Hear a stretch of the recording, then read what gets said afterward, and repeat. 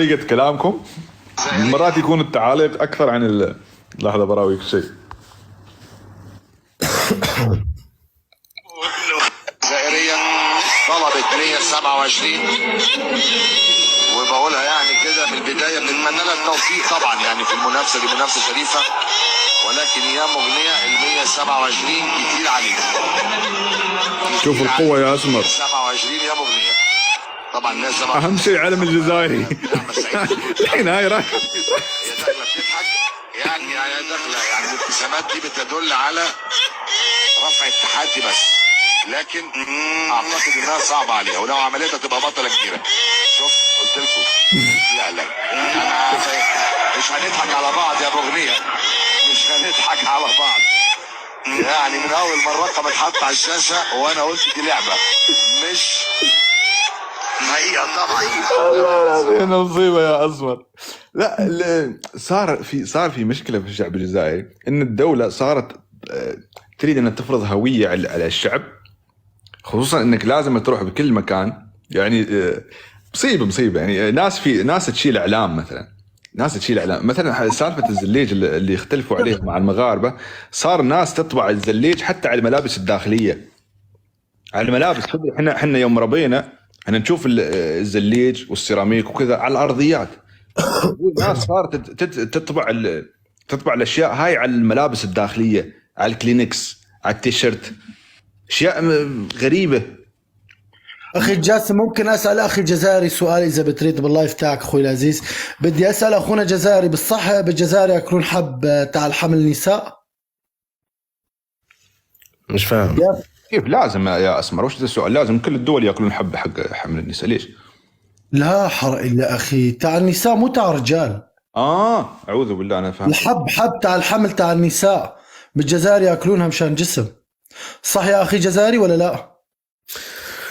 ما فهم سؤالك، يعني كيف يعني ياكلون حب ايش؟ يعني حب فسر له يا اخي. شوف اخوانها الجزائريين فتحي بيبلغون عليك، ترى لازم تنزل وتطلب قسط مره ثانيه. يا عادي خليهم يبلغون. لا يبلغ على حسابي انا لازم انزل القسط. اذا ما نزلت انت بنزل القسط انا كلياته. اطلب قسط مره ثانيه. ايوه تمام يا لا اطلع، انزل على السريع، رحم الله والدينك ما سوى اسمر.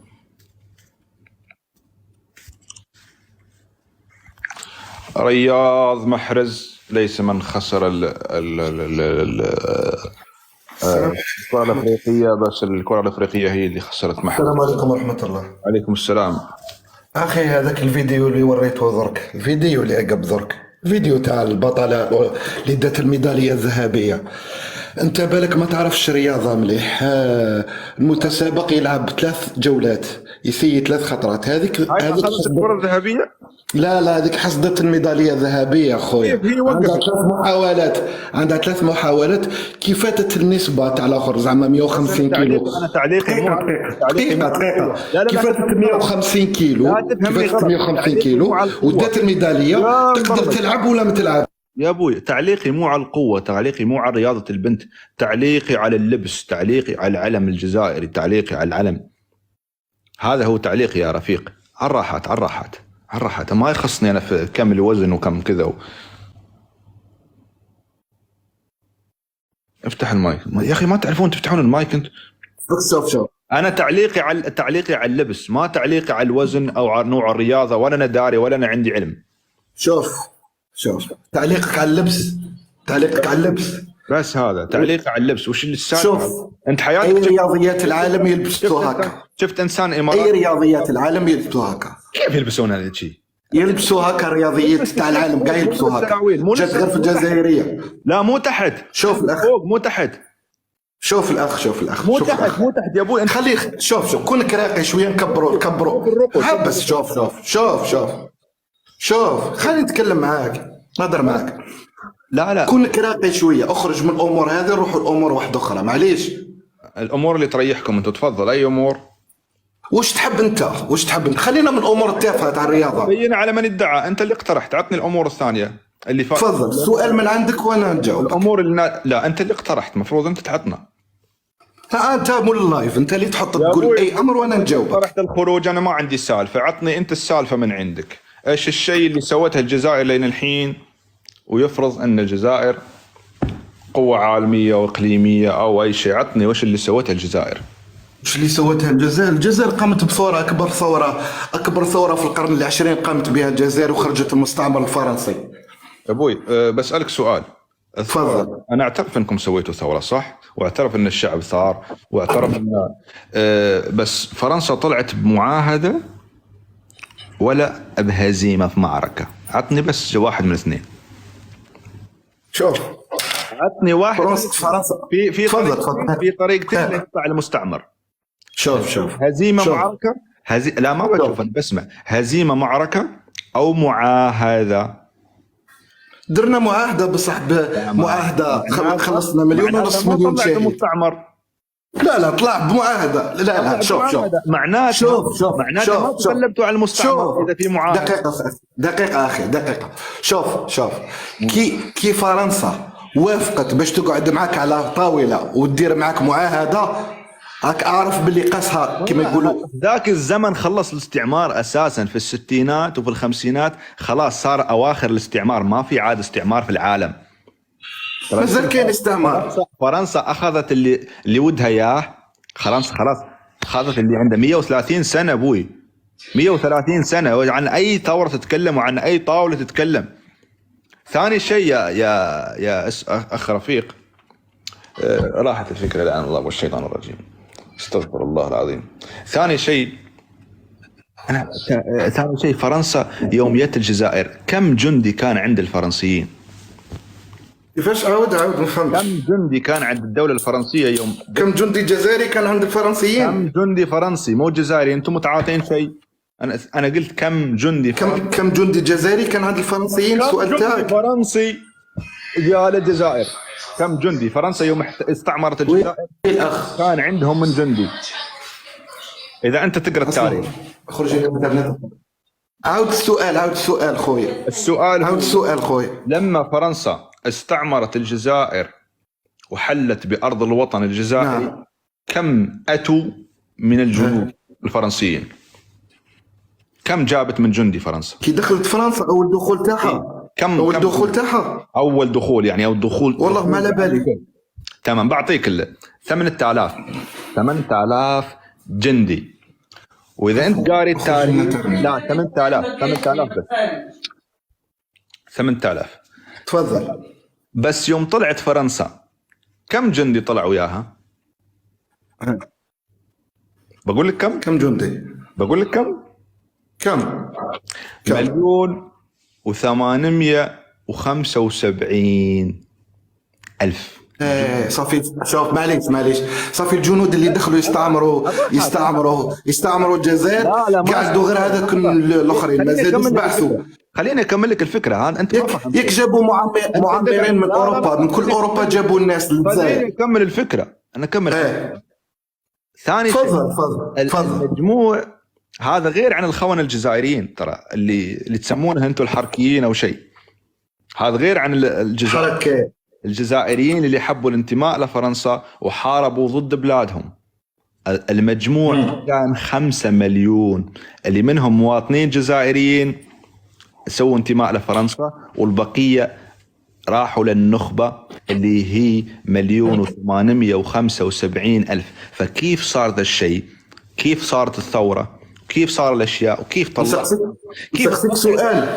كيف تطلع دولة عنده داخل أرضك أنت 5 ملايين والنص ودة فرنسا، ويقول فرنسا هي أمنا وهي اللي ربتنا، وما ودنا فرنسا تطلع أساسا. ما تحكي ليش. شوف أنا أعترف إن في ثورات لازم أي دولة يجيها مستعمر لازم ما في حد خليني بس لا تضيع ليش الفكرة. لا تقول حنا طلعنا. ما ضيع ليش الفكرة. فرنسا يتم مزاح. ما ضيع ليش الفكرة. شوف تفضل. شوف الأخ كان جزائريين حتمت عليهم فرنسا باش يحاربوا معها، وقالت لهم قالت الجزائريين باللي نعطوك الاستقلال، نعطيو الاستقلال للجزائر في 45 في الحرب العالمية الثانية. كي خلصت الحرب العالمية الثانية، راك معايا الأخ؟ إيه معك. كي خلصت الحرب العالمية الثانية داروا عليهم ما طولهمش الاستقلال. هكا كي ما عطاوهمش الاستقلال هذو لي جون. كان واحد الشباب منهم مصطفى بن بولعيد، هو احد من مفجري الثوره معايا. هذا كان في الجيش الفرنسي. كي فرنسا دارت عليهم شغل خرجت لهم على الاتفاقيه اللي كانوا متفاهمين عليها هكا. اي تاريخ يا اخ جبهه التحرير الوطني. لا تحكي لي نكته سامعه عن جدك الله يرحمه، عطني التواريخ. لا هذا تاريخ الجزائر هذا. ادخل اكتب مصطفى بن بولعيد تسمع. بدي اسمع من عندك انت اي تواريخ، اي سنه، كم كان. انا بعطيك التواريخ والتفاصيل، ترى انسان ملم بالموضوع. بعطيك التواريخ وبعطيك التفاصيل وبعطيك حتى كيف استلمت، كيف استعمرت فرنسا اساسا الجزائر. كيف استعمرت ناس اسمه تاريخ باللي معركة نفارين. لا لان كان هي معركة مع منو اساسا؟ كانوا العثمانيين يوم دخلوا الفرنسيين. لا العثمانيين ايوه صحيح. كسر الاسطول الجزائري. كيف تم الاتفاق بين العثماني لتسليم الجزائر لفرنسا؟ لماذا؟ العثمانيين خانوا القضية وشنو؟ لا لماذا سلموا العثمانيين الجزائر لفرنسا؟ شوف نسقسك سؤال برك. انت البلد تاعك وين؟ تاريخ بلادك انت منين البلد تاعك؟ انت من فلسطين. ماكش من فلسطين، انت من الامارات. زين دامك عارف من الامارات ليش تسأل؟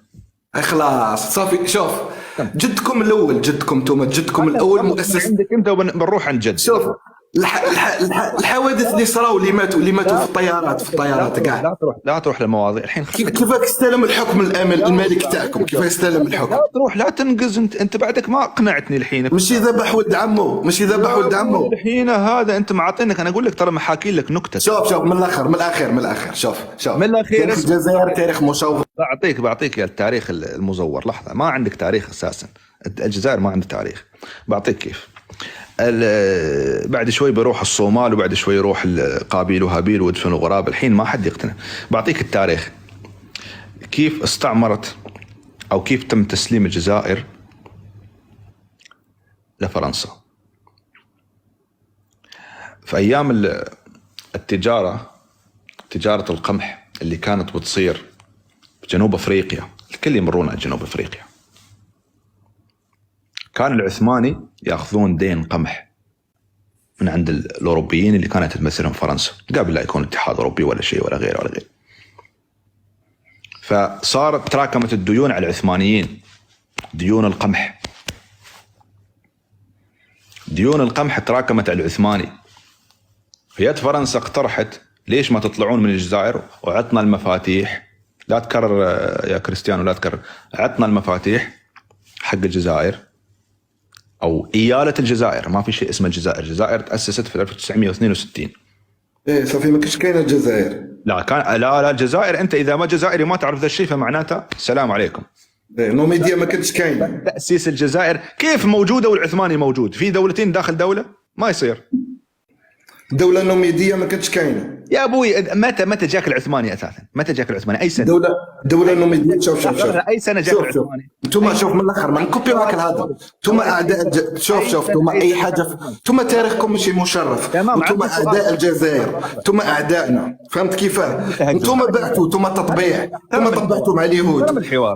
احترم الحوار. عطني تواريخ. انا بسألك اسئله عاديه الحين. انا شوف خلاص فهمت الموضوع تاعك، وراك حاب تروح وراك حاب تهضر. فهمت. متى دخل العثماني الجزائر؟ متى؟ شوف سنه دخل العثماني؟ اتحدى. شوف الاخ سنه دخل العثماني؟ خليني نحكي معك الاخ. اي سنه دخل العثماني؟ شوف انتم كي ما لحقتوش الجزائر كديروا في الاوهام هذو هكا. يا ابوي واش ودك الجزائر ولا عارف الجزائر وين موجوده بالخريطه؟ واش تسوي؟ والله ما تلحقها الجزائر، والله ما تقيسها بظفرك. مثلا في الطابور فيش والله ما تلحقها. لازم كي تحكي على الجزائر تشل فمك بالماء. في الفقر فهمت؟ تغسل فمك وش تحكي على الجزائر. قبل شوي تكلم خويتك تقول له طفي الانترنت عشان اتكلم، وانت وش وصلك ترى؟ لا شوف انا اطلع ترى على فكره يطلع لي شبكتك ضعيفه ترى. اذا ودك تشبك معليش تطلع لك الشبكه تحت شبكه قويه باسكو مدها لك الكيان الصهيوني. تو واش راك يا ابوي الكيان الصهيوني. لا مع الكيان تخدموا مع الصوص. تدري ان تخدموا مع الصوص. بعطيك الحين بالعقل. منو اعلى راتب الصهيوني ولا راتب الاماراتي؟ شوف اذا راتبي $13 $13,000 راتب الاسرائيلي ما يجي حتى حق شو اسمه عالي. شوف ربي يزيدك، ربي يزيدك. الحمد لله. كيف تقول احنا يشتغلون؟ بس المهم احنا الاخره عند ربي، على الاخره عند ربي. هذه دنيا زايله، دنيا تزول. بس الرجله ما تزول، الرجله تحيه شي. الشرف تاعك هو اللي يروح لك تاعه ورايح لكم. خلاص انت كيف تتهجم الجزائر ما نوصل؟ انت ما تعرف حتى تاريخ بلدك. انتم رايح لكم الشرف ما كانش يا ابوي. الشرف تدري الشرف اخذته ام حسن اساسا يا ابوي. ايش عين شرف تتكلم انت؟ ما راحش. بعطيك الشرف. لحظه بعطيك الشرف. تتكلم عن الشرف. بعطيك الشرف يا اخي ابوي الله العظيم. اي شرف تتكلم اخو حسن ذا.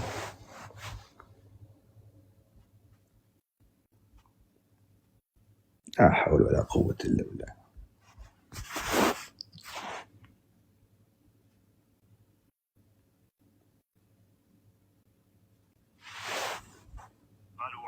من النساء لإشباع الحاجات الجنسية للجيش فقط. À Bouzbir, les villes de Tunisie et d'Algérie ont aussi leurs quartiers réservés.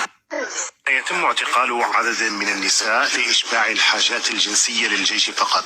À Bouzbir, les villes de Tunisie et d'Algérie ont aussi leurs quartiers réservés, que l'on tente de contrôler pour les mêmes raisons sanitaires.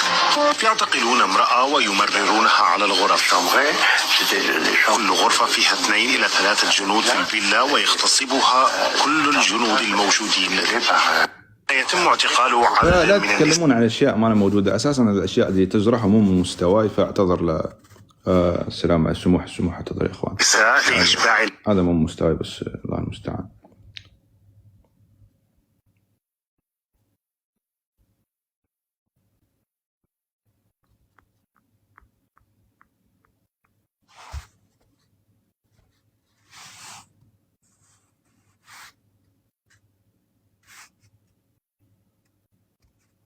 ابو تركي.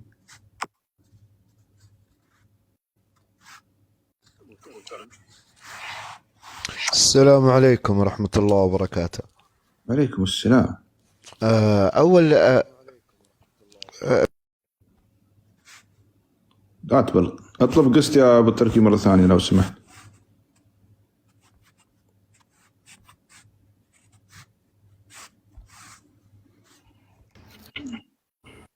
يا اماراتي وين سكنك؟ والله متزوج يا اخوي جمال. متزوج.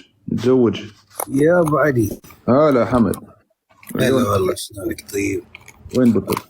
ايش الاخبار؟ يا اخي طلعوني عن طولي والله العظيم. مرات مستواي مو بحياتي. الله يسع صدرك. ما تشوف كل مره يلف ويدور الا ويمرر مغالطه. تدري كل مره يمرر مغالطه عن الطائره الاماراتيه والكذا وما ادري ايش. يا ابوي انت انسان ما يعرف حتى تاريخ بلده. أخوي الإماراتي. تفضل. أخوي الإماراتي. بس عندي رد على الجزائري، بس في صدى في الصوت. الله يسعدك. لا الصوت ما عندي صدى. نسمعك زين ترى. تسمعون ابو تركي؟ لا نسمعك ترى بس يتردد عندك اظني. أتوقع أن عندي. لا الصوت واضح عندنا احنا. الصوت واضح. تفضل. تمام. ممكن يتردد. تدري وش انا عارف انه يتردد عندك. اطلب قسط مره ثانيه يا ابو تركي. طيب اوكي، بنزل واطلب مرة ثانية. جامد. اوكي يا حبيبي.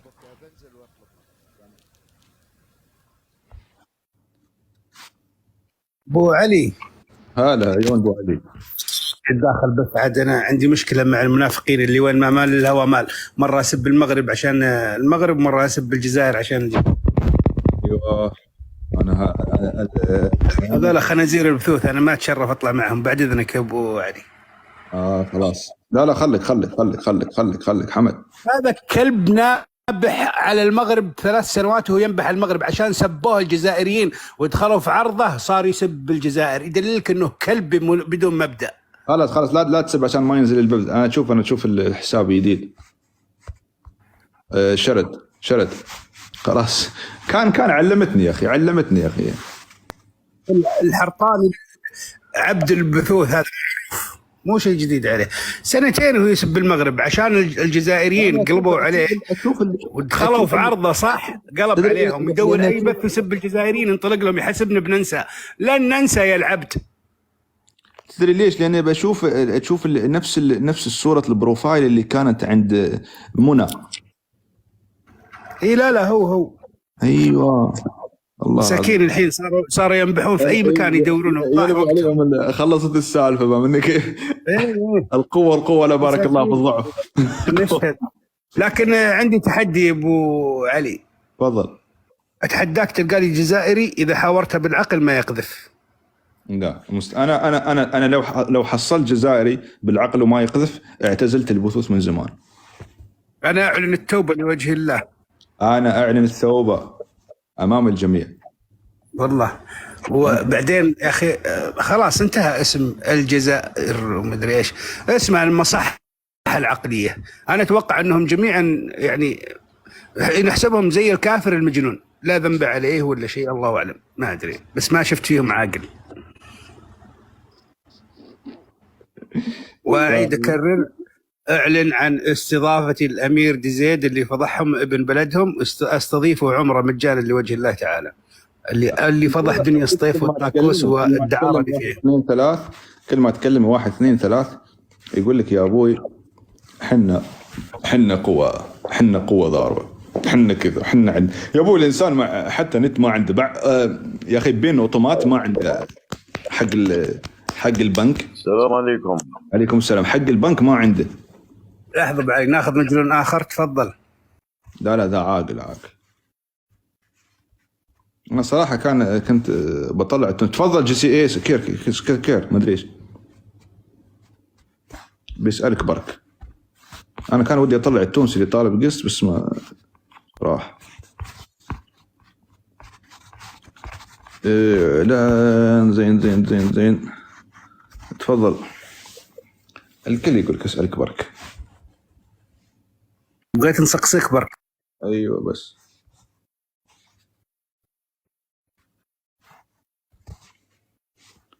بطلعكم واحد دين ينزل البث. تكبيش يا اخوان مع تشير البث، والله العظيم كنت فاتح له. تفضل. عليكم السلام. اوكي. تفضل. السلام عليكم. عليكم السلام ورحمة الله. أنا بهذا الاسم من الجزائر، أنا جزائرية حرة أنتمي إلى الجزائر. والنعم. السلام عليكم ورحمة الله تعالى وبركاته. إن شاء الله ما تقاطعونيش، أنا مواطنة جزائرية. إذا ما كان في مغالطات ما نقاطعك. أوكي. أنا قلت لكم لا تقاطعونني. أنا أحترم. مقاطعة. سامحني أنا أحترم من يحترمني وأحترم من يحترم علم وطني، وأحترم كل الدول التي تحترم وطنها. أنا أريد المشاركة بدون مغالطات. تفضلي. تمام خليها يا حمد. بس على الراحات. ليش زعلانة؟ على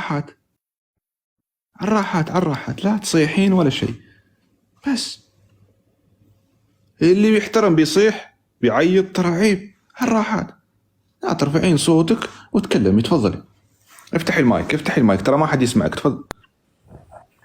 أعتذر إذن بسبب عملة لكتفي وأذني. المهم الجزائر التي تتكلمون عنها هكذا، الأخ المشارك، الجزائر ليست من يعارضها. الشعب الجزائري ليس من تجده في المواقع التواصل الاجتماعي. جملة مفيدة. من يعارضها؟ من؟ أوكي اسمع لي. الجزائر ليست من يعارضها. أعرف ماذا قال. أستاذ أنا أرد على الذي كان يتكلم عن الشخصيات التي تعارض الجزائر. الجزائر كبيرة بشعبها. متى أي موضوع ذا اليوم؟ أوكي اسمع لي. تقصد الجزائر كبيرة بشعبها. شعب الجزائر مسلم وإلى العروبة ينتمي. هذا شعار نشكر الإسلام أنه عربنا. نحن شعب أمازيغي نضالي، لا يوجد ثورة في العالم إلا ثورة الشعب. ترتيب أمازيغ ولا عرب؟ لحظة شوي. لحظة. أمازيغ ولا عرب؟ اختاري واحدة من اثنين أو اثنين. افتحي المايك لو سمحتي بدون زعل. اما الى العروبه انتمي فهذا الشعر انا اعرف اللي كاتب لنا فمو بحق الجزائر. تفضل. وصلوا بمستوى يسرقون القصايد. ايه ما عندهم اساسا. تدري هذه تدري يا ابوي انت من السعوديه وما تدري. هاي قالونها يوم كان صدام وشي. هذا شاعر سعودي اساسا هو اللي قايل. والله مشكله احنا نسافر لاوروبا ونسوي شوبينج نشتري ملابس. هذول يروحون يسرقون تاريخ. حتى قصيده مسارقينها. تفضل. شعب مسلمون افتح المايك. هي تتكلم بعد زعلان. يوم زعلت المايك بن. افتحي. طيب شعب عربي مسلمون. شعب امازيغي. لا شعب عربي. لا امازيغي. لا عربي. لا امازيغي. تفضل. افتح المايك يا الو. ما نشمت بس لا تزعلون. اسلوب التعصب كذا وتشوفون نفسكم على العالم واحسن من العالم ترى اسلوب يعني تفضل. شاد الويفي من تفضل. ماسك الكرسي الحين وننتظر. تكتب الشعر. ما فهمت. انت ما فهمت. تبحث هي تبحث في جوجل تليفون ثاني. ماذا تقول؟ افتح المايك. حيد الميوت. وش تقول؟ شعب مسلم. ولك الو. وللعروبة انتمي. اصبر. طيب امير ديزيت يلا فك المايك. ميوت. حيد ميوت. شكلها تبلغ ابو علي. زين خلاص. لا هي تسب خاطرها الحين. خلاص بنشوف سليمان.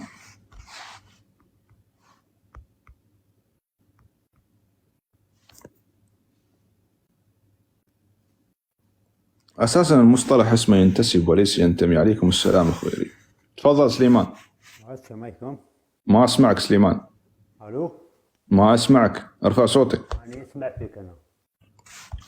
صوتك بعيد يا سليمان. صوتك بعيد. انا ما اسمعك. انا عارف انك تسمعني ترى.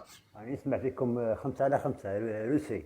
اعرف انك انت تسمعنا. اقول احنا ما نقدر نهدر ما عنديش. يا ابوي نقول حنا ما نسمعك. ما نسمعك. ما في صوت عندك. ارفع. طلع صوتك شوي. انا تحت الارض. تحت الارض. الى الحين في السراديب ما خفتوا؟ لا ما خافوا. لا واللي يخاف يتخبى تحت الارض. محمد انا اكلمه جدا تمسخر عليه. سليمان انت صدق تحت الارض ولا تتمسخر الحين؟ تحت الارض. وش تسوي تحت الارض؟ عملية سرية وتقولها على البث؟ بس المكان مجهول. مكان مجهول. تعرف ان مشابك على النت الحين تقدر تعرف مكانه اذا عملية سرية. ما تمت سرية. كانت سرية قبل شوي. وش دخل تحت الارض في الصوت؟ الحين وش العملية السرية؟ جوالك تعبان قديم والى الان متخبي. الثورة خلصت. العثمانيين سافروا وانت تحت الارض للحين متخبي. اطلع ترى خلاص طلع الاستعمار يا سليمان. انا قريب نوصل. طلع الاستعمار. اطلع برا. اطلع خلاص راحت فرنسا. ما عليك. اطلع. قريب نوصل. اطلع. وين توصل القمر؟ اطلع ابوي. ترى اطلع فوق الارض. تل ابيب. عند اخ خاي. ليش؟ عاز منك. مرسلينه مع الغاز. محتاجه. الامور خرجت عن السيطره. سليمان انت اشتريت الزطله من تونس ولا من المغرب؟ من الامارات. لا احنا ما عندنا بس الايراني. من الايراني والباكستاني هذا. لان النوعيه هاي ما تحشش زياده. النوعيه اللي عندك انت طب. بسالكم. لا انت جاوبني اول شيء. من وين جبت السامان ذا؟ من وين جبت الزطله؟ مثل ابيب. ما عندهم زطله. انا اكلمك الصدق. من تونس ولا من المغرب؟ لا يهم. شالوم. بس الحين وين جبت الزطله الحين هذه اللي تعاطاها اللي خلتك تحس عمرك تحت الارض؟ عندي سؤال. الحين خلك في المهمه السريه يا اخوي سليمان. وتفضل صد بينكم 1,000,000 واحد مشتركين في عقل واحد. صراحه والله العظيم. هذا المتحدث الرسمي حق اخوياه. والله العظيم ما حد. ترى كل واحد ينسيك في الثاني على فكره. يوم يطلع حد يخليك تنسى الثاني اللي مر قبله. يخليك تتاكد انه خلاص امسح ايدك. هذا ما عنده نت، روح صوب وجده واشبك او صوب تونس. بدر اخوي، الرجال يقول في مهمه سريه ويكلمنا من الانفاق الحين. ولك تفضل، ولك علي، ولك الو. هي الثانيه بدر، لا تروح بالله عليك، لازم الو عطنا اشاره يا بدر، اذا تسمع عطني اشاره تحت، لازم تسمع شيء. الانفاق ليش؟ الو. اهلا اختي. انا رجعت. انا لا امل، انا لا اخاف من موقفي. انتم ما قمتم بقطع صوتي. هل انت تحت التهديد؟ لا انتم ما قمتم بقطع صوتي. الشعب الجزائري حر، لا علاقة له بهذا العلم الذي تنشرونه. اخت احلام افتحي المايك. شوف يوم تبند لها المايك ما تعرف تفتح المايك. الشعب الجزائري حر، لا علاقة. عالراحات تنشرونه. عالراحات لم أغلق. عالراحات. اسمعي هي مشاركة ما هي في طابور مدرسة. اسمعي هي مشاركة مش في طابور مدرسة. اخذ وعطاء يا مسلم. وإلى العروبة ينتسب. براويك الاسلام. انت ما انت بخطيبة الجمعة. قالها منو قالها؟ بس قالها عبد. احترم، اذا ما تحترمين النقاش بنزلك. الشعب الجزائري ليس النقاش ولا بنزلك. الجزائر من قامت بثورة. هذا متعاطين نفس الشيء. الجزائر ما قامت بثورة. هذا ايش فيها؟ الناتو. هذه وش فيها؟ الجزائر كبيرة. هذه وش فيها؟ الجزائر بعد ما تتعب. شوف الجزائر ما تتعب. الشباب اللي في الكومنت حلوا الكلمات المتقاطعة. عظيمة. ما تتعب. عظيمة. لغز الحين عظيم. عظيم. الجار شعب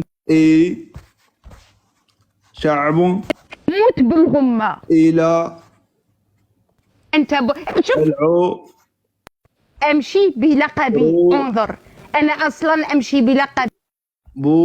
اسمي ولقبي. اسمي ولقبي. كأنه يتقطع عندك الويفي. لا اسمع مواضيع جيحك في القلوب. ما تتكلم عنه. أنت تتكلم عنه. قارة التي يا قارة. عزيزي الكومنت أكمل الفراغ. بطردكم من السوق. كبيرة. الجزائر كبيرة. الجزائر كبيرة. الجزائر عبد المجيد. يا عبد المجيد تبون. هي العسكر الجزائر في كل بيت جزائري. جيم فتيحة حليمة. كل بيت جزائري تجد. لا تبكين. إذا الجزائر. اسكتي رحم الله والدينك. كأني سمعتها تقول في كل بيت جزائري رخصة. دقيقة ما حد بالغزال. لحظة. غزال موت بالغزال. موت بالغزال. موت لحظة وش ما حد سمعك أساسا. حسرة. ما حد يسمعك. منو حسرة منو؟ هاي وش فيها؟ لا وستكون في مزبلة التاريخ. وش فيها هذه؟ يوم الله سبحانه وتعالى الإسلام والمسلمين. وكلامي ما تعبتي، ما يسمعك حد، هاي مصيبة، لازم تتأكد. الرقية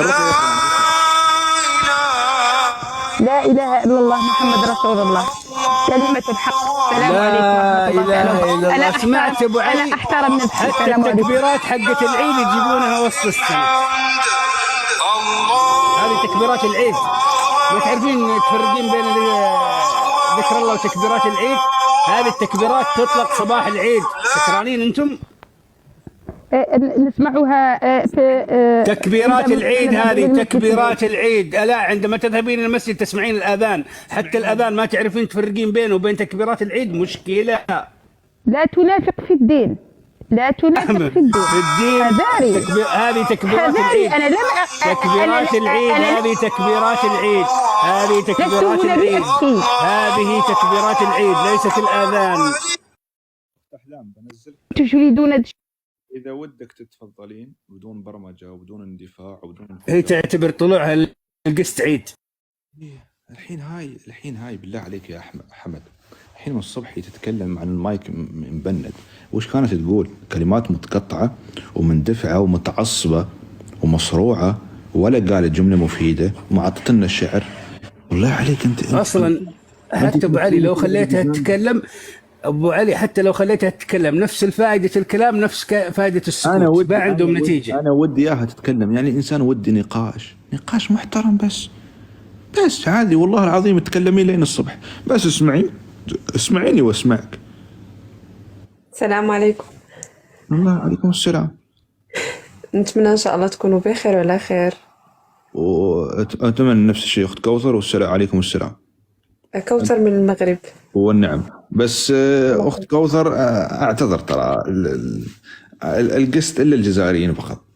لا بغيت نشكركم ونقول لكم حاولوا تطولوا بالكم شويه معهم، حيث يمكن ما كيرضاوش. يا جماعه الخير محصنين جاسم فكاهه، مسوي لكم مسرحيه هني الكل يضحك، حتى انا مبسوط ترى والله العظيم، ما عندي فايده ثانيه غير اني اضحك.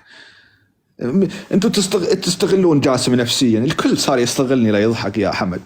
يا ويلي ويلا، انا اقول للوالده زوجيني بس ما تسمع الكلام. لا تحد ما يستغلك، ولكن الموضوع جدا كيضحك. ما تسمعون الحبوب ذا اللي يكون يقول حبيبي قبل شوي؟ الله العظيم انا عندي جفاف عاطفي. بس انزين، الكل مستفيد من الوضع الحين. اساسا الموضوع يضحك يوم تطلع واحده يوم يطلع الثاني اكفس عن الثاني، والثاني اكفس عن الثالث والثالث. بزاف يعني استحملوا شويه، يعني استحملوا شويه من عايشينه. تدري قبل شوي الحين واحد ايش قال لي يا حمد؟ اول ما فتحت البث يقول لي لو شو اسمه حاكمكم شو اسمه كذا كذا كذا الملك فهد، يتحرى الملك فهد هو حاكم الامارات ويتحرى بعد بالحياة. الله يرحمه.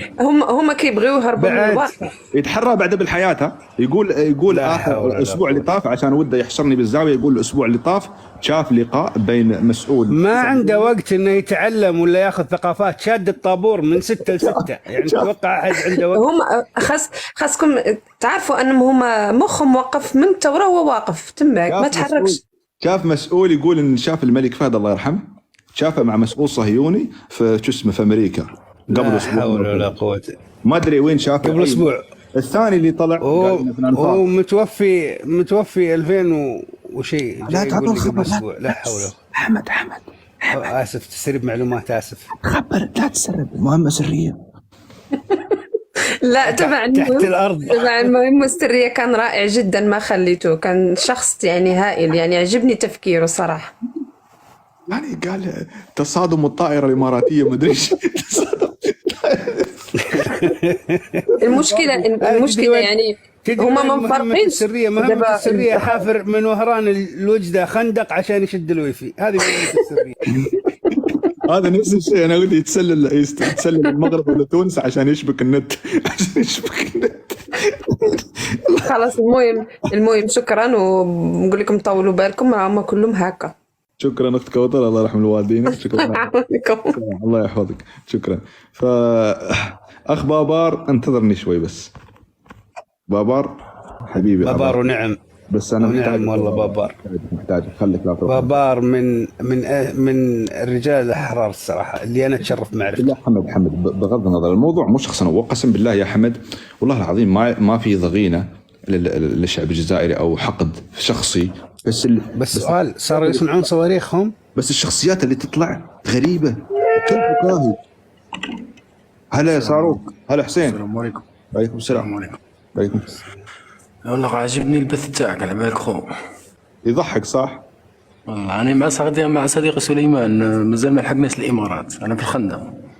استغفر الله. لا حول ولا قوه الا بالله. الحين ترى تعرف راني اكزاكتر، انا قريب نلحقوا تحت المنزل تبعك. صحيح. بدي تعرف تسبح؟ استقبل المجاري. تعرف تسبح ولا ما تعرف تسبح؟ استقبل المجاري. أنا تحت المنزل تبعك، هل انت تحت الحمام على طول، استقبل المجاري عليك بالصحه والراحه. لا حمد بالصحه والراحه. انا اتشم ريحه ترى مو طبيعيه في الموضوع. لحظه يمكن عندي صدق. تو مع امك. لا الوالده عيب يا حسين، عيب. مع امك. انا قلت لك اتحداك تلقى لي واحد كرغولي ما يقذف. ما يصير يا حسين، يا حسين انت مشكلتك في ايدك يا حسين، ما يصير تستخدمها كثير يا حسين في الحمام يا حسين، ما يصير تغلط على الامهات، عيب الكلام ذا. ولا حد جزائري ما يغلط. الحين انت تدروني انا من الصبح انتقد الجزائر، قد سبيت حد ابوه ولا امه؟ ما في. عيب تتكلم على الامهات يا حسين. تدري احنا في اللغه العربيه مثلا او العاميه كل الشعوب تعرف تسب وتقذف ونغلط، بس مو مستوى صراحه. انتقد سياسيا اقتصاديا اجتماعيا، بس انك تغلط على الامهات مو مستوى يعني. فاحترم اخوك حسن على الاقل او الوالده الله يرحمها. عيب يا اخوي حسين، تفضل تحت خليك في المجاري يا اخي. مو مستوى والله العظيم، شيء يزعل صراحه، شيء يزعل. الوالده وش اللي سوت لك الوالده الحين؟ ما بعيب الحين ترضاني اسب والدتك الحين اسب امك مثلا اذا متوفيه ولا عايشه؟ عيب صح. الله المستعان. احفاد الشهداء و70 مليون يشفعون لبعض والكل يروح الجنه على طيز اذا راح حد الجنه. منو اللي قال طلعني الحكومه؟ الحكومه ما عندي جسمه بابار. اذا خبرني اذا ودك تروح او شيء. وين الحكومه؟ ما ادري.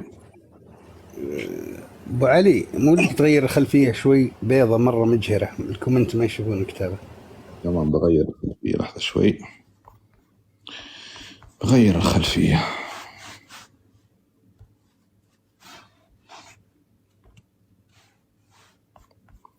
غير الخلفيه تمام. منو اللي قال جاسم طلعني؟ صدق بديت اشك في شيء كذا الحين يوم شفت العلم. شعار الابل، شعار الايفون. تفضل. لا غير شعار الايفون يا اخي، يمكن يكون مسروق من علم باكستان. اهلين. العلم ذا لا، العلم العثماني ترى اللي عندهم الهلال العثماني، الدول اللي مر عليه العثمانيين، فلازم يكون مثل تونس والجزائر وكذا. اهلين. لازم يكون عندهم العلم يا ابوي وين باكستان؟ باكستاني تحاور هي اسمها. والله ما ادري انا شكيت في الوضع ابو علي. السلام عليكم. اهلين كيفكم؟ الحمد لله بخير. انت شو اخبارك؟ ليك امكم كلكم. تمام يلا انزل. وما زال التحدي قائم، لم نجد جزائري محترم. شيء ثاني ودك تقول اخوي نادر؟ لا انتم قحاب كلكم. بس خلاص؟ ما زال. زين نقول شيء ثاني؟ انت رجال. تمام انزل تحت. تمام بشوف واحد ثاني. ما زال التحدي قائم الى الان، لم نجد جزائري لم يقذف. ايش المستوى ذا؟ ايش المستوى يا احفاد الشهداء، يا القوى المضروبه، هل ودكم تحررون فلسطين فلسطين حليل استغفر الله. تفضل سهم. ايش يحررون؟ بيروحون للصوص يقذفونهم، هذا اكبر تحرير عندهم. والله العظيم اليهودي ما يتكلم شيء. تفضل سهم. هذا في النفق بعد.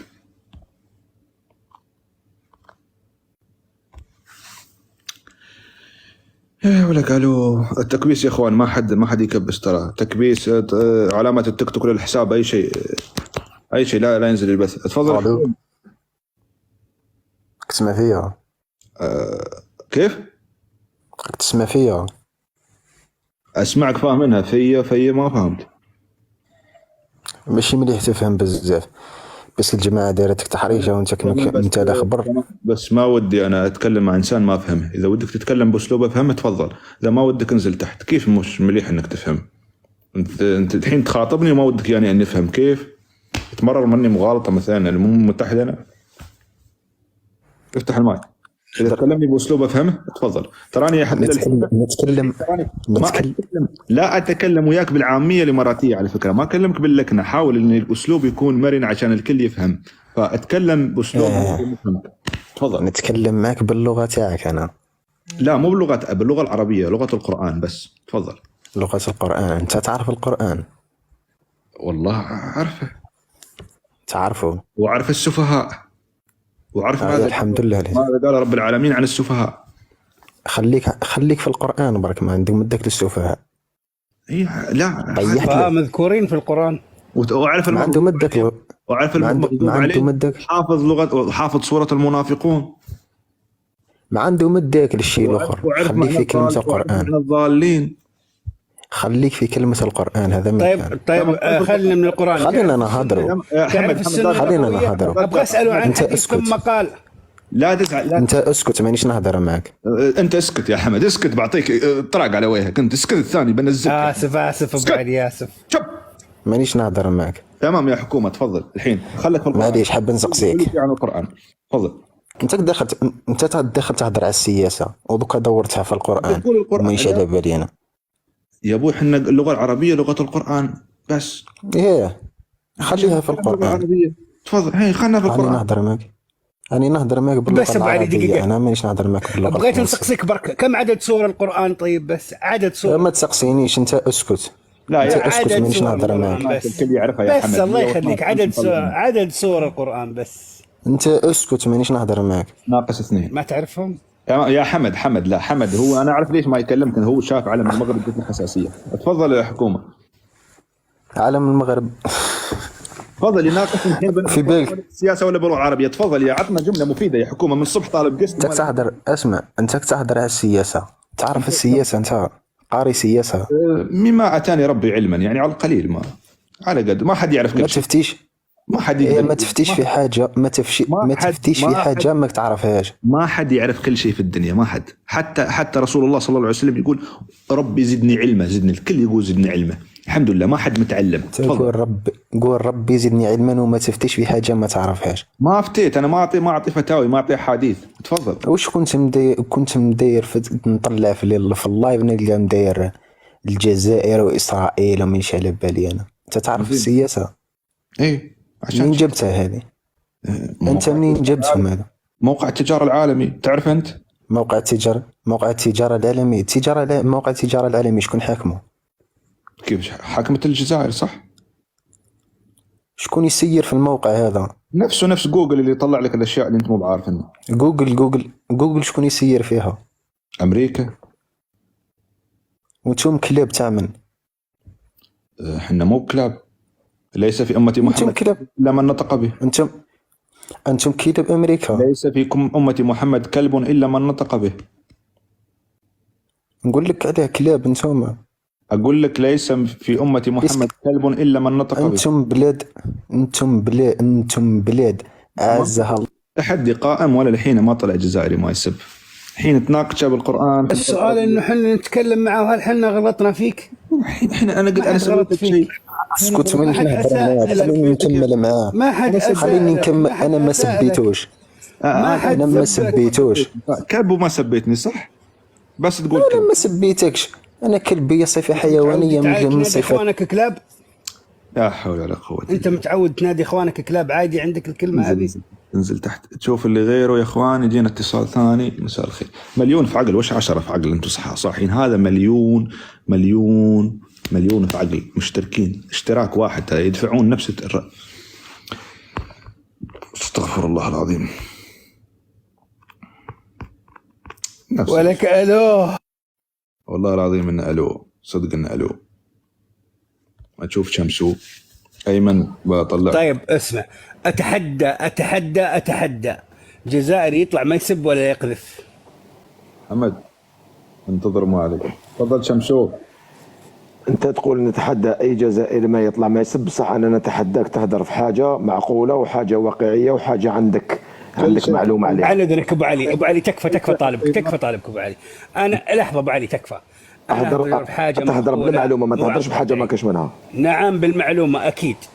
اي معلومه. الجزائر ما عندها حتى علاقه. اذا انتم عندكم علاقات مع اسرائيل، الجزائر ما عندهاش علاقه مع اسرائيل. انتم مطبعين يا اخي. ابو علي تكفى، ابو علي تكفى. انتم مطبعين، انتم مطبعين. اصمت يا شمسو، ودك الدليل؟ ودك الدليل؟ انت الدليل انا جزائري ولا ما ودك الدليل؟ الدليل انا جزائري وعلى بالي باللي الجزائر ما تطبعش، لخاطر انتم مطبعين وتبقوا مطبعين. الجزائر ما تطبعش. الحين الدليل وش هو؟ وش الدليل انك مو مطبع؟ وش الدليل اني مو مطبع؟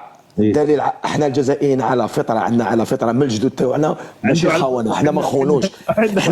احنا ماشي دويله، احنا ماناش دويله، احنا بلاد، احنا بلاد بحجم قاره. اسمعوا يا اخوان، اسمعوا، الجزائر يولد على فطره غير مطبعه. اسمعوا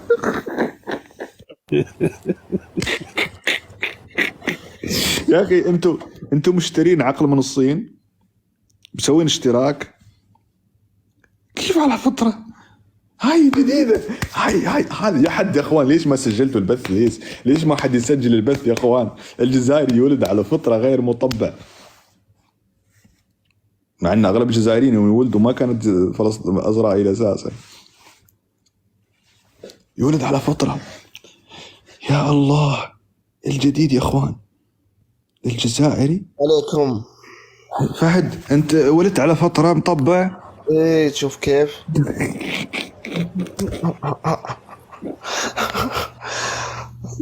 لك الو، قصد زكاة الفطر. بدر يا بدر، الفطرة.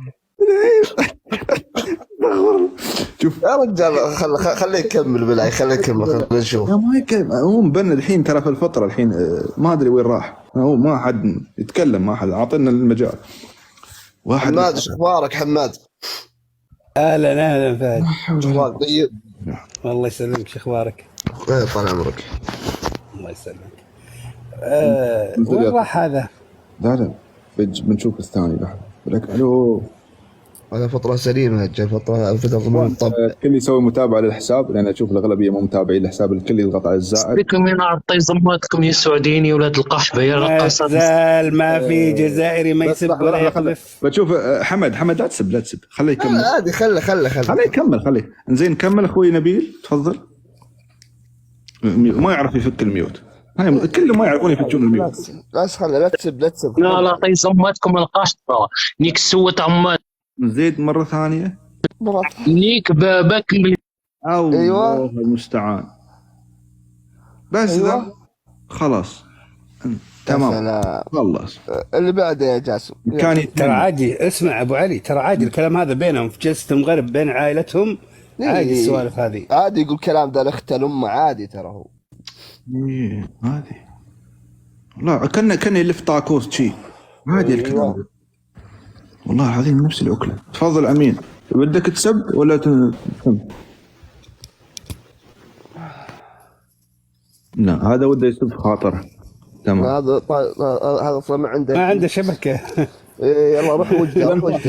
باقي له 5 كيلو. هنا في الأنفاق رايحين يحررون إسرائيل. لا تفضحون. أهلين أخوي منير، أهلين. مهمة سرية. أهلين أخوي منير. تفضل يوسف حملاوي 14 من كتيبة 16. تفضل.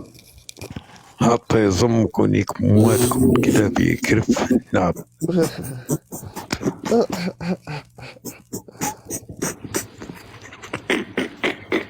لا حول ولا قوة إلا بالله. بالله عليكم ولك ألو، سجل البث يا اخوان بالله عليكم. انا اتمنى حد يسجل البث ويطرش لي على الخاص، ما ودي. اخوي يوسف بدك تقول شيء ثاني؟ يوسف لا زال التحدي قائم. بس هذا يا يوسف، هذا من اللي هذا يولدون بالفطره شيء يسبون، قال يولدون بالفطره مو مطبعين. ابوي اليهودي ما يسب، هذا مولود بالفطره لسانه وسخ. حتى اليهودي ما يسب، اليهودي ما يسب امك وابوك. ممكن مداخله اكاديميه بليز؟ شلون مداخله اكاديميه؟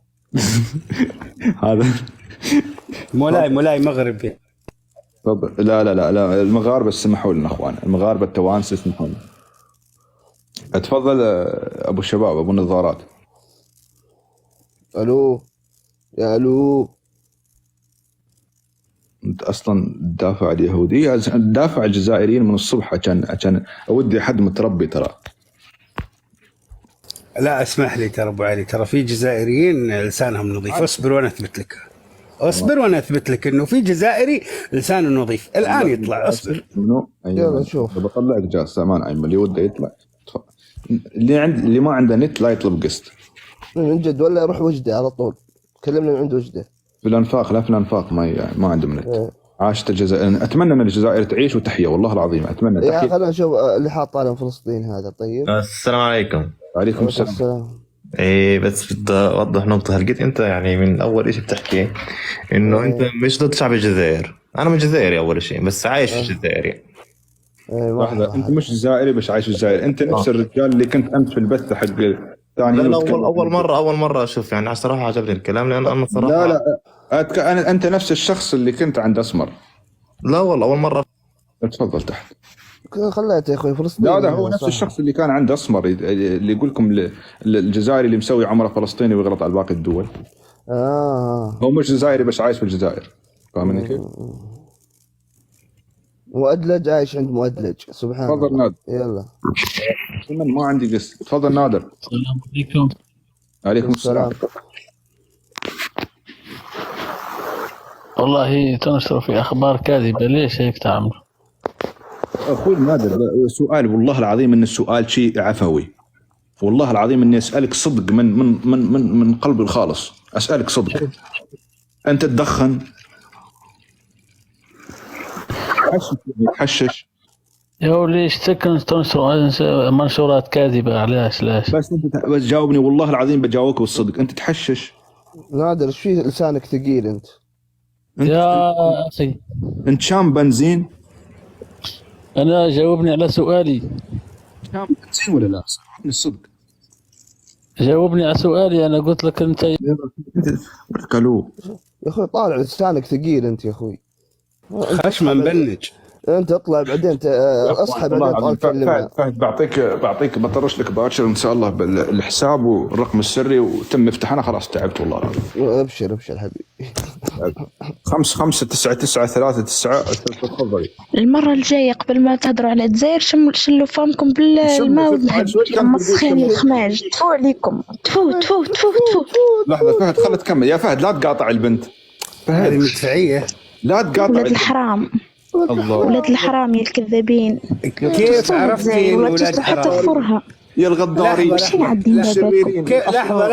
الكلاب يا الخماج.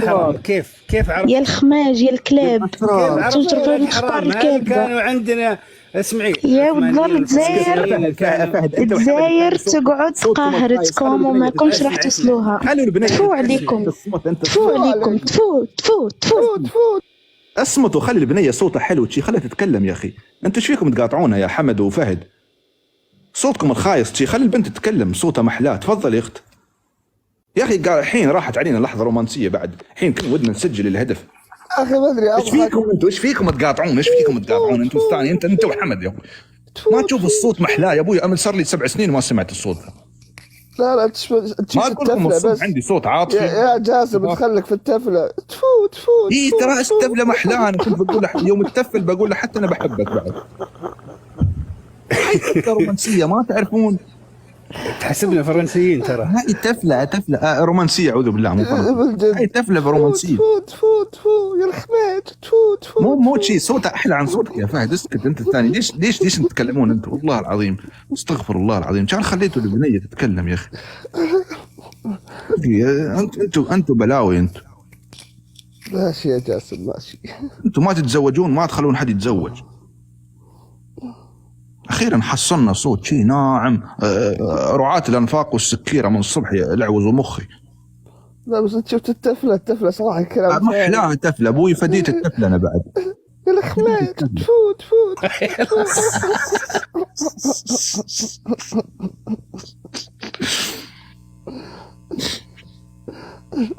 لحظه اخوي فوزي بطلعك يوم بعد. السلام عليكم. عليكم السلام. وش راك خويا؟ صافا لاباس؟ لا باس الحمد لله. والله راكم كاملة.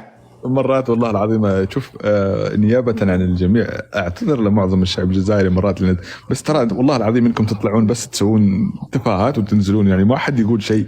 تفضل ايمن. لا هذا عاقل خليني نهدر. شوف دوكا تطلعتني باش نهضر معك. لا ما عاقل وقلت لك انا قلت لك بيطلع الجزائري محترم اصبر. يا على بالي معليش دوك خليني انا نهضر. خليني نهضر معاه. خلوه هو يتكلم لا حد يتكلم خلوه هو يتكلم. خويا جاسم سقسيك حاجه برا بكومنتير كامل ذولهم يضحكوا. دوك انت تقابل واحد جزائري وتهضر له هذا الشيء تقول له باللي شهداء تاعكم شهداء ورسم تاع فرنسا وكامل واش راح يدير لك؟ ما فهمت اخوي ايمن ما فهمتش. شوف الحين انا اذا اقابل انسان جزائري شوف بدنا نهضر لك باللغه الفصحى بلغه القران اللي كنت تحكي لي انت. ايوه والنعم. شوف دوك انت تقابل جزائري ايوه تقول له ان تاريخك مزيف وشهدائك مش رجال وكامل واش راح يدير لك؟ يهضر معك نورمال. منو نزل لحظه السمح قاطعك اخوي ايمن. فهد منو اللي نزلك يقولون انتهاك ولا ما كيف؟ بلغوا على فهد. خليني نكمل ما تعبطني بلا هضر على فهد. خليني نهضر. تمام السمح قاطعناك تفضل. شوف انا دوك مانيش ساكن في الجزائر ساكن في كندا. حبيت نسقسيك حاجه. ايوه دوك انت بنادم تلاقى به برا مش زعما الاماراتي بلا تلاقى بواحد مروكي تقول له بلادكم مش بلاد ونساكم وتاريخكم وكامل واش راح يدير لك؟ بيثبت لك العكس. انا دوك ما عنديش وقت ليك باش نثبت لك الوقت. المهم نحكي لك حاجه تا دوكا دير لايف حط وجهك متزوج يا ايمن متزوج 24 ساعه اروح لي خبر افتح لايف وشوف واش صرا لك. هذا ماك انا دوك راني نحكي لك مانيش جاي نطيح لك فهمتني. دوك تطيح اسمع اقول لك شوي اسمع يا كندا اسمع اقول لك بعطيك شيء كاش على المباشر.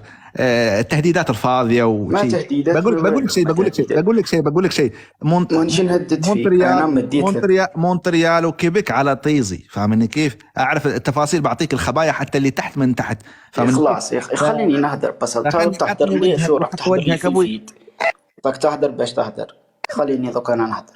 دوك انت دير بنادم حط لك وجهك انا حرمه لا حط وجهك. دوك راك تهدر مور ليكرون. انت في عمرك 30 سنه ماكش مزوج ما راش نستنى منك تناقشني زعما واش ودك. راني صغيره عليك في عمري 17 واش ودك نهضر معاك تراك تبين لي انا مو بيدوفيل ترى على فكره انا مو بيدوفيل. نحط وجهي واحد يحط وجهي انا حطيت هذه الفوتو باش طلعني. ليش؟ روح شوفي وجهي. ما شفت انا الصوره اساسا انا. خلاص دوك نحط وجهي ليكي. لا ما احب الصغار ما احب العيال الصغار انا مو المهم شوف ما عندي عقده نفسيه. لحظه ما عندي يا جاسم شوف اخوي ايمن انا ما احب العيال الصغار. واش ودك في وشي؟ ودك تتزوج؟ لا تذكر راك تسب في بنادم وحاط وش جاب وش اسرائيل 4 مليون 7 مليون مش عارف شنو هذا. المهم انا دوكا تا واحد راجل احكي بوجهك ما تحكيش مور ليكرون فهمتني. راكي الهجاله راه في عمرك 30 سنه ماك متزوج فاتح لايف على الجزائريين والكومنتير تاعك كاع. طيب دقيقه قال هجاله لا سب. ايمن ليش تغلط الهجاله ومن الهجاله؟ ليش الغلط؟ احنا قلنا عنك محترم. انا ذا محترم انا محترم سامع لي كيف تغلط؟ وبعدين انت لما لحظه يحترموش بلاد. لحظه انت لما تقول انه تحط معلومات مغلوطه وغير صحيحه انت واجبك تثبت العكس. صحح المعلومه. نثبت العكس كي واحد بنادم يهضر لي فاس مش داير لي تصويره وقاعد انت طالع عندنا الحين انت طالع معنا الان تتكلم بمشاركه فاس تبغاني اجيك كندا عشان تصحح لي معلومه. يا ولد حبينا نجي لك الامارات ماشي بعيد علي يا اخو. انت صح انت اختصر الخسائر صح. لو فيك خير لبلادك ما رحت كندا اساسا. خلك عشان يمارس حقوق الشواذ لانها ممنوعه بعض الدول. والله العظيم يغلطون. لا حول ولا قوه الا بالله. بشوف خويتنا من الكويت. السلام عليكم. عليكم السلام. والله يا جاسم تسلم البطن اللي جابتك. كفو عليكم. هذا البث الصح. هذا البث يرد عليهم كلهم هالمرتزقة والشرذمة اللي يتكلمون عن أعراضنا ولا أمرنا. لكن أنا من هالمكان طالب حكومة فرنسا أنها تجري فحص الDNA في الجزائر عشان تشيل أبنائها وبناتها بنات الحرام. لا هي الجزائر يا الأخت، الجزائر بعدها في العدة. اسم العدة صح؟ العدة صح بس بعد الطلاق. لا أنا أطالبها حكومة فرنسا أنها تفحص بناتهم عيالهم في الجزائر. حرام عليك ليش؟ يرجعون عيالهم من فرنسا ويبقى 3 مغاربة اللي يشتغلون. أنا هذا اللي قاعد أقوله، يعني يحطون فحص الDNA ويشيلون بأبنائهم وبناتهم عشان نعرف نخاطب الجزائريين الأصليين، لأنه صعب جدا نخاطب أشخاص لهم مذهب واحد ولهم مليون ديانة وأم واحدة ومليون أب. هذا ناس مزدوجين ما نعرف نخاطبهم، إحنا بنخاطب الجزائريين أنفسهم. لكن عندكم مشكلة، في عندهم ناس مزدوجين من أب فرنسي وأم جزائرية، كيف تقدر تخاطبهم أنت كخليجي؟ لا هو المصيبة شوف، يوم تكون دولة مر عليك الاستعمار بشتى انواعه. نعم. من البرتغالي سلم على الاسباني، والاسباني سلم على العثماني، العثماني سلم على الفرنسي، فبتختلط الديانات. صحيح. انا الحين سويت تحدي، مع ان الموضوع سياسي مو اجتماعي، سويت بس تحدي. انت اتحداكم يا اخوان، حد يناقش بدون ما يسب. اللي يغلط على الوالده، واللي يغلط على الوالد، واللي يغلط على اخواتي، واللي يغلط على الجميع، واللي يغلط على المصيبه كل ما تكلم العقده المغربي، العقده اللي عندهم انه يشوفون اغلب اللي يكبسون تحت مغاربه، فالعقده انهم يشوفون علم مغربي او تكبيس مغربي فبيهاجمون بدون سابقه معرفه اي شيء، بس يهاجمك على طول. وللحين التحدي ساري ان اي جزائري ما يسب ويناقشك، للحين التحدي ساري من رمضان. انا اقول لك شغله واحده، عشان حقك أنت يا جاسم وحق كل الخليجيين، ما حد يحبنا فيهم ولا دولة شريفة تحبنا فيهم، ما حد يحبنا إلا الإماراتي والعماني والسعودي والقطري. هذا لابد تحطونها بعين الاعتبار أنتم كخليجيين. والله العظيم يا أخت، شوف الحين في 23 الكل نسافر، والكل نقابل الناس، والكل يدري، والكل تطور، وخصوصا في السوشيال ميديا، فالكل صار يدري. يعني قبل 2015 ولا 2013 كان وايد مغالطات تمر علينا، خصوصا في دول الخليج، فيقولون لا البلد الفلاني كذا والبلد الفلاني كذا. بس يوم خصوصا حنا الريايل والشباب ترى سافرنا في جيلنا، خصوصا جيلنا عرفنا الصح منو المزور، مو بالاشياء اللي نسمعها بس على السوشيال ميديا وعلى الاشياء اللي اخت قلب ياكل. انزلي تحت لين جاك البلاغ ان شاء الله، انزلي تحت واطلب جاك بلاغ بروح حسابك الحين. اخ حمد بعد نفس الشيء، بلاغ.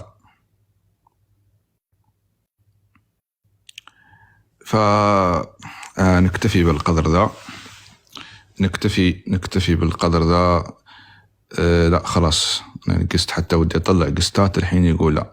اطلبوا شو اسمه كبسوا يا اخوان، فتعال ولا تخاف يا اخي. اخوي حمد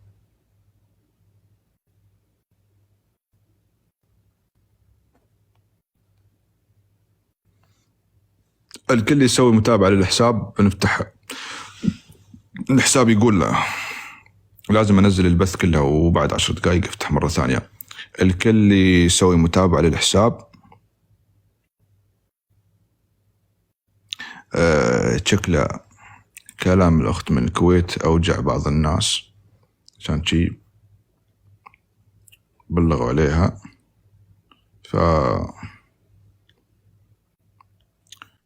فشو اسمه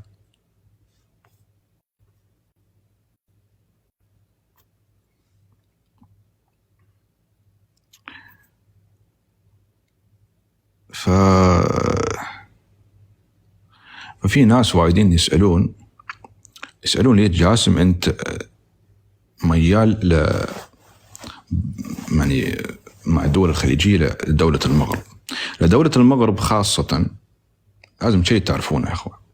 احنا يوم التأسيس وايام التأسيس، وهذه دوم الكل يعرفها، ايام التأسيس كان معظم الدول الخليجية تتأسس، خصوصا تأسيس الامارات في السبعينات. الدولة الوحيدة، مو بالدولة يعني في بعض الدول، بس الموقف الأكثر كان للملك الحسن الثاني. والتأسيس يوم التأسيس كان الاجتماع في مدينة الرباط اللي هي عاصمة المغرب.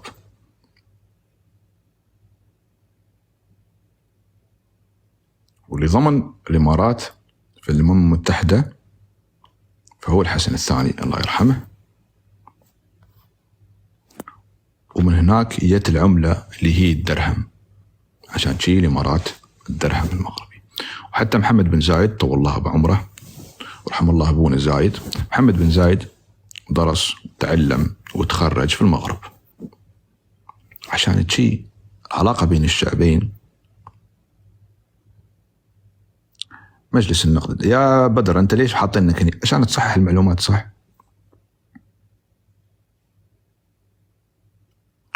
وكان أصغر مشارك في المسيرة الخضراء. وين شو اسمه؟ لا فلا حد يلومنا في حب المغرب، أساسا ما في دولة ما تحب المغرب، لأن المغرب دولة ملكية ومواقفها ثابتة مع دول الخليج عامة، لا مع قطر ولا مع السعودية ولا مع الكويت ولا مع البحرين. حتى يوم صارت المقاطعة مع قطر المغرب ظل موقفها ثابت وما فرقت، ما دخلت مثل الجاسوس بالنص ودعمت قطر وتوسطت للموضوع.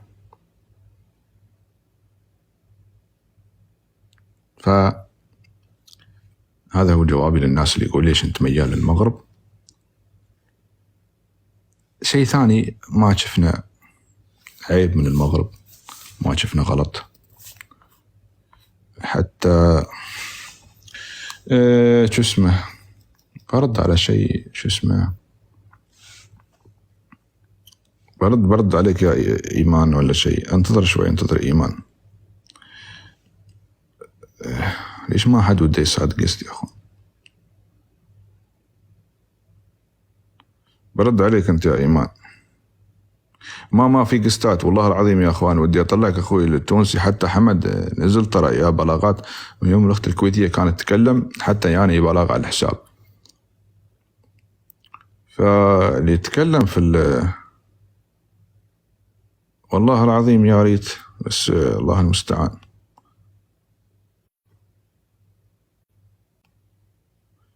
ببند شوي لأن الكل يسوي متابعة للحساب، ببند بعد شوي وبرد أفتح يمكن 10 دقائق أو شي.